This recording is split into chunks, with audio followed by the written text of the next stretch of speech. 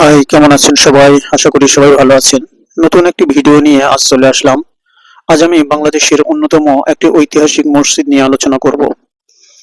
ভিডিওটিতে বাংলাদেশের এই ঐতিহাসিক প্রত্নতান্ত্রিক নিদর্শনের আদ্যপ্রান্ত তুলে ধরার চেষ্টা করব। তবে মসজিদটি কোন জেলায় অবস্থিত, নাম কি এবং কিভাবে যেতে হবে এ সম্পর্কিত তথ্যগুলো থাকছে ভিডিওর শেষে। আশা করছি সবাই সেই পর্যন্ত আমার সাথেই থাকবেন। আর ভিডিওর শুরুতেই একটি ছোট্ট রিকোয়েস্ট, আমার চ্যানেলটি সাবস্ক্রাইব করে বেল বাটনটি অন করে দিবেন, যাতে করে আমার আপলোড করা যে কোনো ভিডিও সর্বপ্রথম আপনার কাছে পৌঁছে যায়। তো চলেন শুরু করা যাক ভিডিওটি। Let's go. মসজিদটি বাংলাদেশের অন্যতম একটি প্রত্নতান্ত্রিক নিদর্শন। জেলা সদরের একটি ইউনিয়নের একটি গ্রামে অবস্থিত বলে গ্রামের নাম অনুসারে এই মসজিদটির নাম রাখা হয়েছে।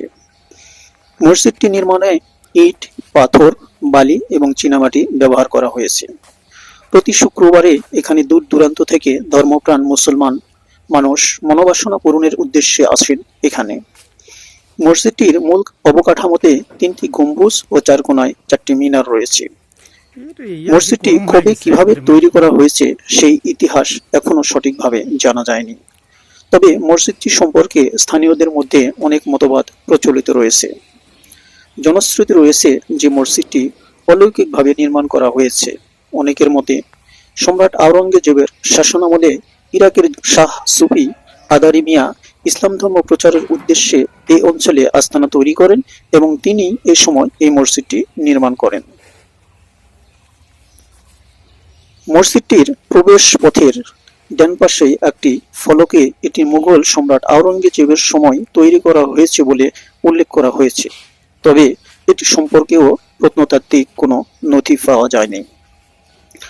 শৈল্পিক কারুকার্য মণ্ডিত মসজিদের মূল কাঠামোতে 3টি গম্বুজ, 3টি দরজা, নামাজের জন্য 3টি কাতার রয়েছে। আর মসজিদের উপরিভাগে সুদৃশ্য 5টি গম্বুজ এবং দরজায় 2টি মিনার লক্ষ্য করা যায়। এছাড়া মসজিদটির উত্তর এবং দক্ষিণ দিকে চুন এবং সুরকি নির্মিত 2টি দৃষ্টিনন্দন জানালা রয়েছে।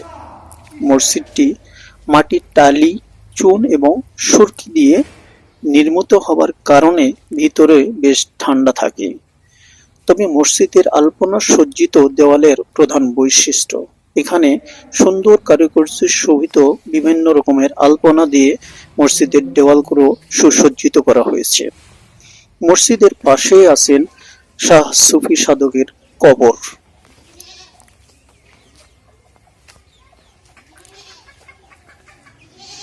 1969 সালে এটি বাংলাদেশ প্রত্নতত্ত্ব অধিদপ্তরের তালিকাতে নথিভুক্ত করা হয়েছে। প্রত্নতত্ত্ব অধিদপ্তরের চুক্তি অনুযায়ী এটি ঝাউদিয়া গ্রামের জনৈক হাসান আলী চৌধুরী ও তার পরিবারের সদস্যগণ তত্ত্বাবধান করতেন। তবে বর্তমানে মসজিদটি সরাসরি বাংলাদেশ প্রত্নতত্ত্ব অধিদপ্তর কর্তৃক পরিচালনা করা হচ্ছে। বর্তমানে দূর দূরান্ত থেকে অসংখ্য মুসল্লি এবং দর্শনার্থী এই মসজিদে নামাজ এবং পরিদর্শন করতে আসেন।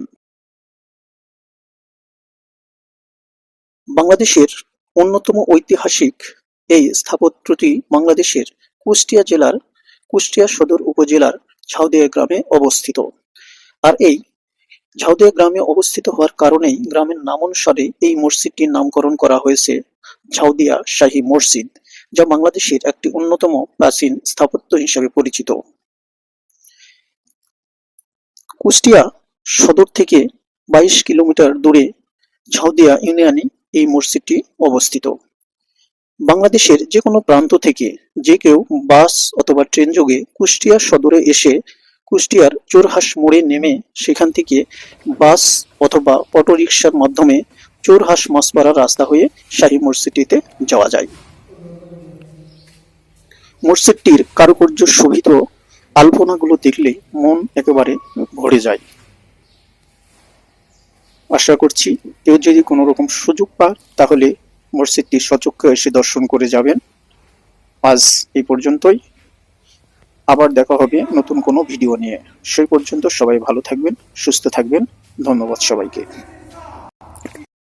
Thank you.